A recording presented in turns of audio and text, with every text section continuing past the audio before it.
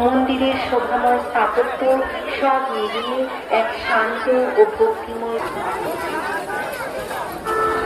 ভালোরা কলিয়ারের দুর্গা পূজা কমিদেবীর মন্দিরে এখানে প্রতিটি স্তম্ভ, প্রতিটি আলো, তখন এখানে দাঁড়াবেন মনে হবে আপনি দাঁড়িয়ে আছেন সমুদ্র তীরবর্তী দীঘার জগন্নাথ দেবের পবিত্র মন্দিরের সামনে।